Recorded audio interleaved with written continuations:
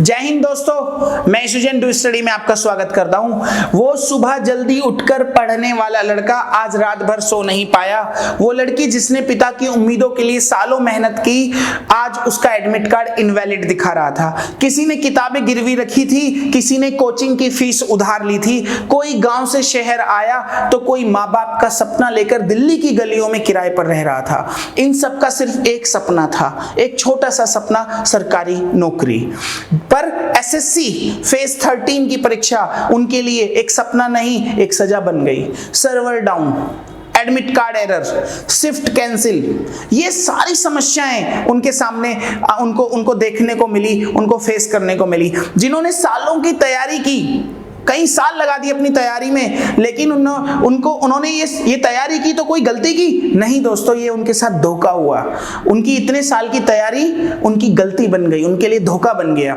SSC की जो परीक्षाएं जो 24 जुलाई से शुरू होकर 1 अगस्त 2025 तक चली, उस पर अलग अलग सेंटर्स में अलग अलग समस्याएं बच्चों को फेस करनी पड़ी। जैसे तकनीकी दिक्कतें आने लगी, सिस्टम क्रैश हो गए, माउस काम नहीं कर रहे थे, होस्टिंग सर्वर फेलियर था, ऐसी बड़ी समस्याएं आई। कुछ स्टूडेंट को 500 किलोमीटर दूर उसका सेंटर दे दिया गया, और जब वो अपने 500 किलोमीटर दूर सेंटर पर पहुंचा तो वहां जाके पता चला एग्जाम कैंसिल हो गया, उसको वहां से फिर वापस आना पड़ा। उसके पास एक एसएमएस तक भी नहीं आया। कई शिफ्टों में परीक्षाएं अचानक रद्द कर दी गई और अभ्यर्थी ने अपनी तैयारी, समय और पैसे सब गवा दिए।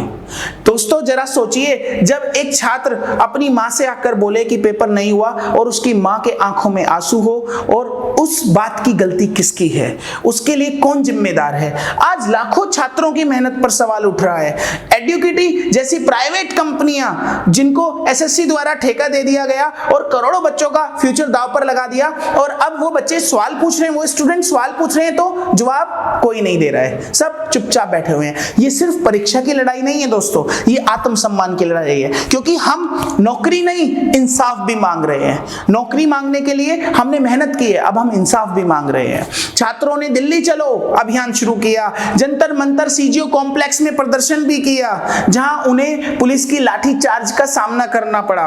Hashtag SSC mismanagement, hashtag SSC vendor failure, hashtag justice for aspirants social media पर ट्रेंड हुए। लोगों ने उसको बहुत सारा समर्थन किया। छात्रों और शिक्षकों ने अपने विस्फोटक अनुभव साझा किए। इसके बावजूद किसी के कानों पर जूं तक नहीं रहेंगी। इवन जो शिक्षक उन बच्चों का साथ देने गए, उनके ऊपर लाठियां बरसाई गई, जबरदस्ती उनको अरेस्ट करके जेल में डाल दिया गया। दोस्तों गला घोट दिया गया, अभिव्यक्ति की स्वतंत्रता का गला घोट दिया गया। ये नया विवाद जो आया है अब आपके सामने, ये एसएससी स्कैम पेपर लीक से बिल्कुल अलग है। 2016 में आपने सुना होगा, पेपर लीक हो गया, एग्जाम्स कैंसिल हो गए, रैंकिंग में मैनिपुलेशन हो गई, ऐसी बहुत सारी घटनाएं आपके सामने आती रही। पर्टिकुलर सेंटर्स पर एक रोल नंबर की सीरीज पर लोगों का सिलेक्शन हो गया, ऐसी कितनी सारी घटनाएं हुई। उन सब के बाद एक ये नई बात, नया एक तरह का भ्रष्टाचार सामने आया। सीबीआई ईडी जांच चल रही है। विशेष रूप से अगर देखो, खास करके वेस्ट बंगाल में देखो, तो सुप्रीम कोर्ट ने इसको सिस्टमैटिक फ्रॉड कहा। इस SSC recruitment scam 2000 West Bengal में हुआ। 25,000 नियुक्तियां वहां पर सुप्रीम कोर्ट ने सिस्टमैटिक फ्रॉड कहते हुए रद्द कर दी। तो दोस्तों क्या ये चल रहा है हमारे देश में? अब ये इसका हल क्यों नहीं निकाल पा रहा कोई? अब नई परेशानी और पैदा हो गई है। अब इसके लिए हम क्या कर सकते हैं? प्रमुख जिम्मेदार संस्था एसएससी, इसकी गलती सबसे ज्यादा है, क्योंकि परीक्षा संचालन का ठेका एक नए निजी वेंडर को दिया गया, तो क्या उसकी तकनीकी व्यवस्था की जांच नहीं करनी चाहिए थी? वो क्यों फेल हो गई?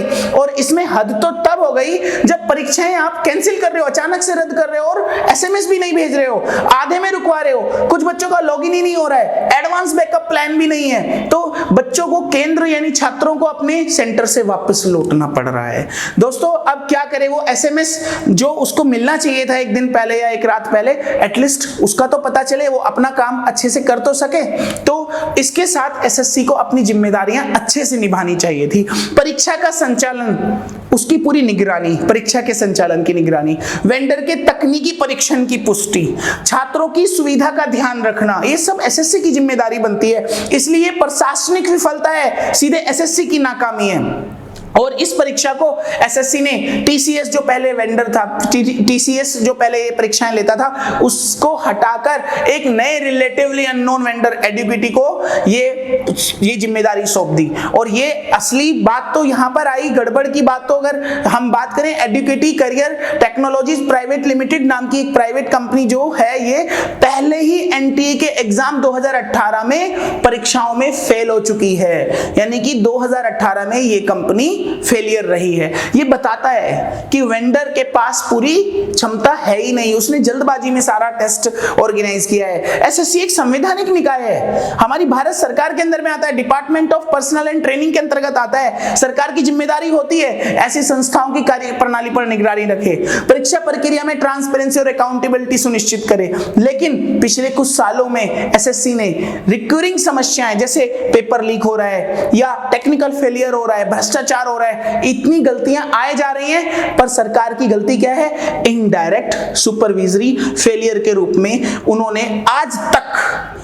कोई भी किसी भी प्रकार का इन परीक्षाओं के या इससे संबंधित कार्यों में हस्तक्षेप नहीं किया, चुपचाप बैठ गए। तो सवाल उठता है, ऐसी कंपनी को फिर टेंडर क्यों दिया गया और ये लापरवाही जानबूझकर की गई या इसके पीछे कोई षड्यंत्र था? यानी एसएससी ने एडुकेटी को उसकी पास्ट हिस्ट्री के बावजूद ये ठेका क्यों दिया? क्योंकि उसने कम लागत की बोली लगाई, टीसीएस से काफी कम दामों की बोली लगाई, और यह निर्णय कॉस्ट बेस्ड इवैल्यूएशन पर आधारित था। एडुकेटी के साथ कई प्रदेशों में पहले से गड़बड़ियां थी। 2020 में central directorate of training DGT द्वारा इसे इनएलिजिबल घोषित किया गया था। 2022 में एमपी टेट एग्जाम लीक हुआ था। 2023 में पटवारी एग्जाम में पुलिस गिरफ्तारी और जांच हुई थी। 2024 में महाराष्ट्र में एमबीए सीईटी परीक्षाएं पेपर लीक हुई थी और बॉम्बे हाई कोर्ट में केस हुआ था। फिर भी एसएससी ने उस कंपनी को कॉन्ट्रैक्ट दे दिया।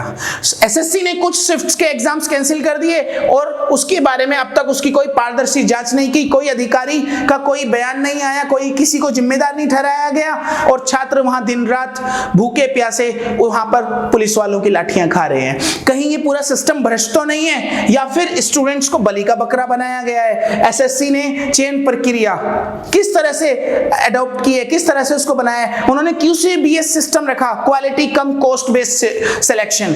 इस आधार पर उन्होंने सिलेक्शन किया। 70% वेटेज तकनीकी मूल्यांकन और 30% वेटेज फाइनेंशियल बोली को दिया गया, और यह प्रक्रिया करने के समय पर तकनीकी दक्षता देखी जाती है, पूर्व अनुभव देखा जाता है, पास्ट एक्सपीरियंस जिसको कहते हैं देखा जाता है, इंफ्रास्ट्रक्चर देखा जाता है, सिक्योरिटी ऑडिट किया जाता है, पास्ट ट्रैक रिकॉर्ड देखा जाता है। पर ऐसा नहीं हुआ, डायरेक्ट कम कॉस्ट वाली कंपनी को यह ठेका दे दिया गया। एसएससी ने past controversy, negative track record, previous ineligibility को टेंडर स्कोरिंग में पर्याप्त वेटेज नहीं दिया और लोएस्ट फाइनेंशियल कोर्ट को प्राथमिकता दी।